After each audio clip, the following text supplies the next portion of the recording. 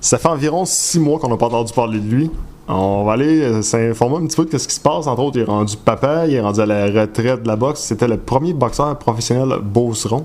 Kimi Saint-Pierre, comment ça va? Salut Gabriel, ça va très bien toi? Oui, ça va très bien. Regarde, la première question, ça va être relativement simple, mais je veux t'entendre parler sur les joies de la paternité. Comment tu trouves ça? Ah, c'est très plaisant. C'est un autre monde quand ils disent qu'on devient parent. Là, ça change ton univers, ta façon de penser. Ça change ton horaire beaucoup aussi.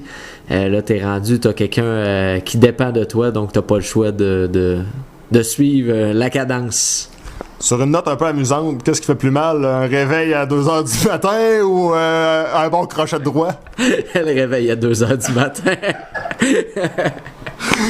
La retraite, comment tu vis ça? Parce qu'on on entend souvent des personnes dire « j'étais pas préparé à la retraite, c'est difficile ». De ton côté, on s'entend que oui, il y avait quand même le travail, tu sais, t'étais pas un boxeur à temps plein, tu dépendais pas d'un promoteur, mais comment tu vis ça, la retraite? Parce qu'on s'entend que le sport doit te manquer quand même un minimum, là.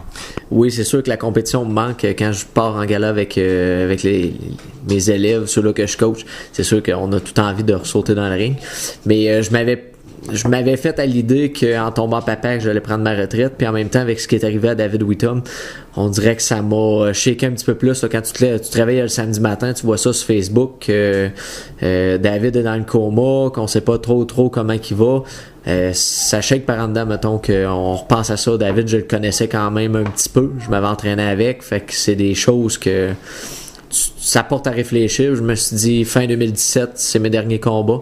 C'est rendu dur de suivre la cadence aussi. On commence, tu sais, j'ai les heures d'entraînement, être papa, c'est tout ce qui vient en ligne de compte. Fait que je me dis, les heures d'entraînement vont diminuer encore plus. Je suivrai pas la cadence, je vais me faire mal, je vais servir de jambon. Puis c'est pas le but non plus là, de servir de ça. On s'est tout entraîné fort pour donner des bonnes performances. Des regrets? Non, aucun. Le seul regret que je pourrais te dire que j'aurais peut-être, c'est oui, j'ai pu vivre c'était quoi être professionnel. J'ai vu le monde, là, le derrière du rideau, mais j'aurais resté amateur. Ça serait à refaire encore. Connaissant ce que je connais là, je serais resté amateur pour continuer à me battre encore. Est-ce que tu penses que ta carrière aurait été plus longue? Oui. Oui, c'est sûr, je me battrai encore. Ils ont ramené les casses en plus amateurs, donc les dangers de commotion, des blessures à long terme sont beaucoup diminués par rapport à ça. Donc c'est sûr que oui, j'aurais continué sûrement à pousser amateur pour essayer d'aller chercher peut-être un titre de gants d'or ou quelque chose comme ça là, à long terme. Bon, il y en a qui vont dire la retraite, ça existe pas, c'est impossible, la retraite du côté de la boxe. Kimi est encore jeune, il va revenir, c'est-tu vrai? Non, terminé. C'est officiel. Depuis fin 2017, j'ai accroché mes gants pour de bon.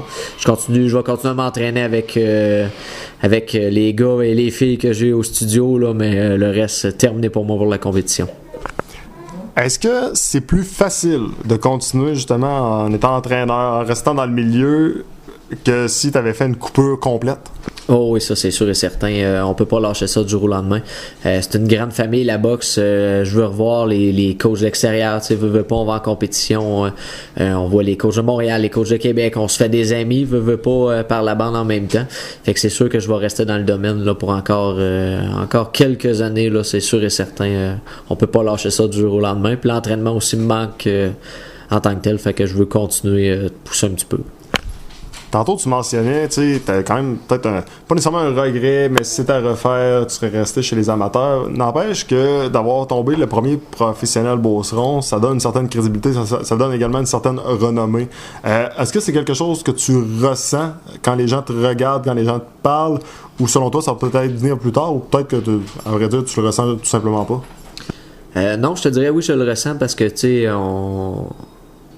j'ai quand même un bon pedigree en tant que tel de combat amateur. Je n'ai vu beaucoup, on a été s'entraîner souvent à l'extérieur. Fait que c'est sûr et certain que côté entraînement, côté technique, j'ai un bon background que je suis capable de transmettre, que le monde voit le potentiel que je suis encore capable de donner là, par rapport à ça. Là.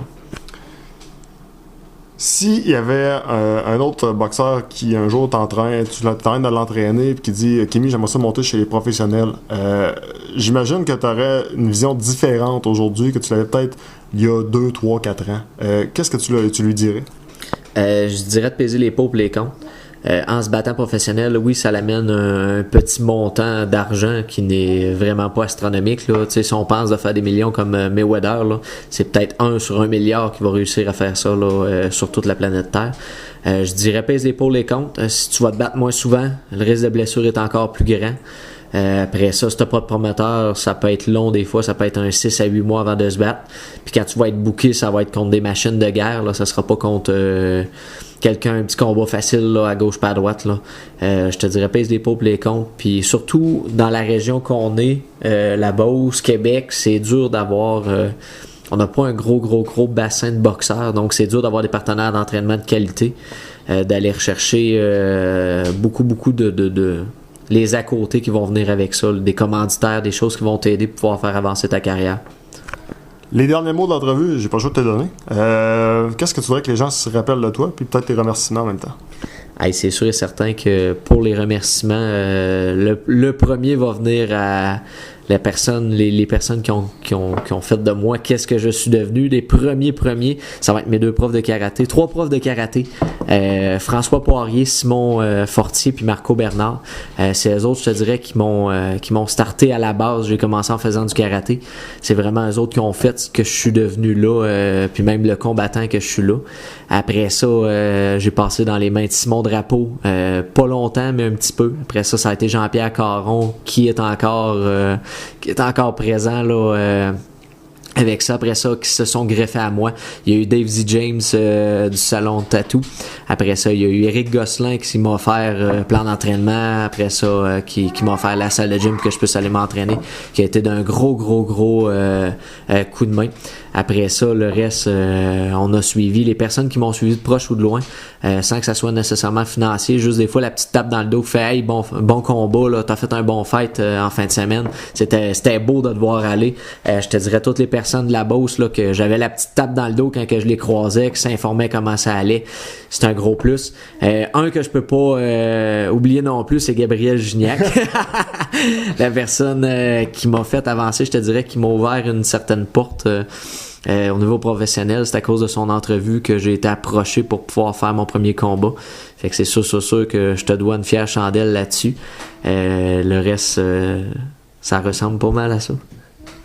Kevin Saint-Pierre, si un jour je t'ai vraiment aidé, chose certaine, tu m'as aidé aussi, puis j'ai vraiment été content de travailler avec toi, parce que veux pas, c'est un travail aussi qu'on fait, puis je pense que tu peux juste être fier de ce que tu as accompli, parce que, on va se le dire, là, monter sur le ring, ça prend des couilles, mais pour monter chez les professionnels, le premier, de briser la glace, ça en prenait vraiment des très très grosses. Hey, un gros merci à toi, Gab. Ça va être au plaisir de retravailler peut-être sur autre chose avec toi ou parler de mes boxeurs futurs qui s'en viennent aussi.